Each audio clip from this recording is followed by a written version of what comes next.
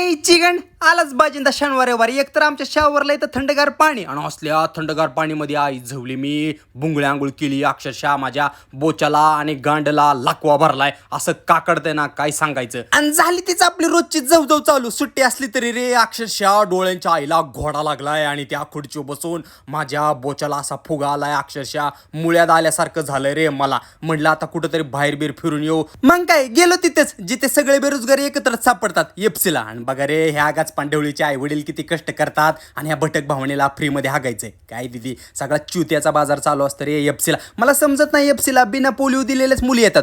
50-100 रुपयाचा टॉप घ्यायचा आणि 5,000चा ॲटिट्यूड दाखवायचा.